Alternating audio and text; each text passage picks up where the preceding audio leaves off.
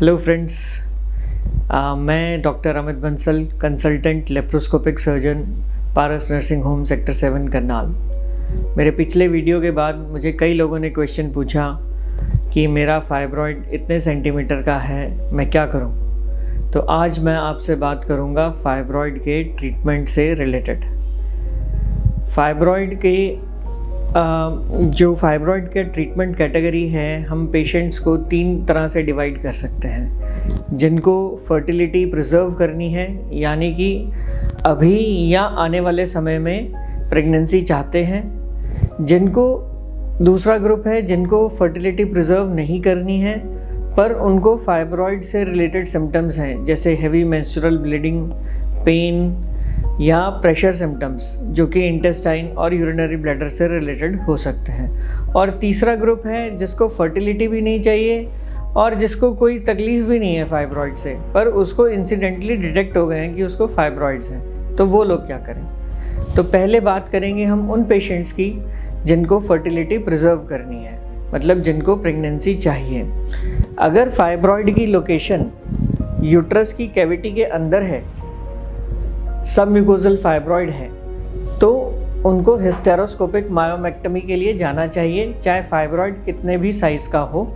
और फिगो 0, 1 और 2 स्टेज में हम हिस्टेरोस्कोपिक मायोमेक्टमी करते हैं। इसका फ़ायदा ये है कि ये आउट पेशेंट प्रोसीजर है, सेम डे डिस्चार्ज हो जाता है, किसी तरह से पेशेंट की फर्टिलिटी को कोई नुकसान नहीं होता।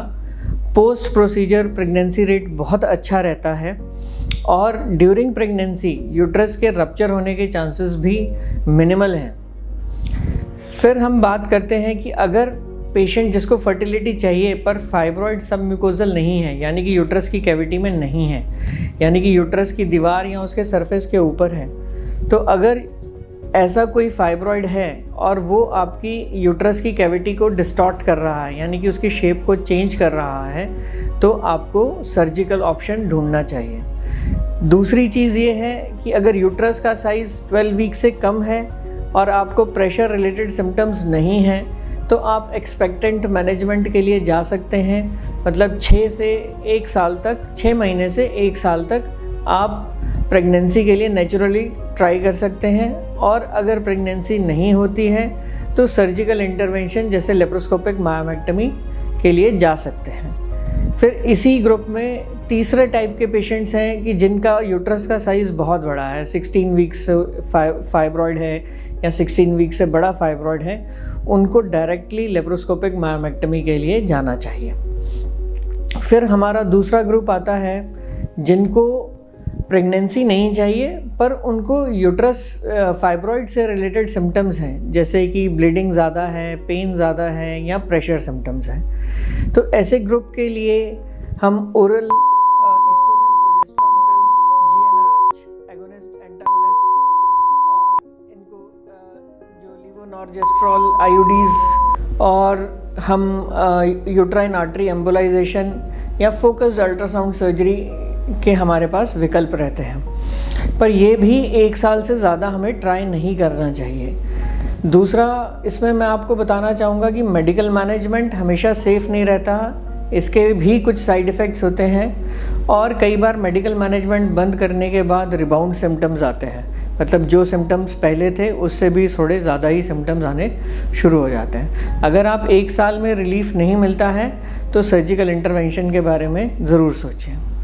फिर तीसरा ग्रुप आता है कि जिसको प्रेगनेंसी भी नहीं चाहिए और उसको कोई यूट्रस फाइब्रॉयड से रिलेटेड कोई सिम्टम भी नहीं है, और एक इंसिडेंटली कभी अल्ट्रासाउंड कराया किसी और कारण से तो डिटेक्ट हो गया कि भाई फाइब्रॉयड है। तो ये लोग क्या करें?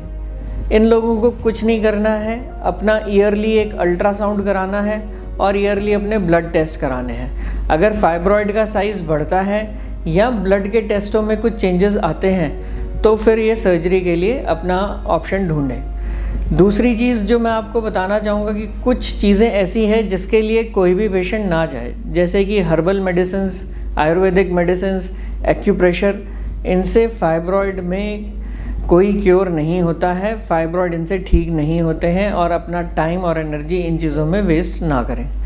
अगर आपको मेरा वीडियो अच्छा लगा है तो इसे लाइक एंड शेयर ज़रूर करें, और कोई भी आपकी क्वेरी है तो आप मुझसे कांटेक्ट करें निम्नलिखित नंबर के ऊपर। Thank you.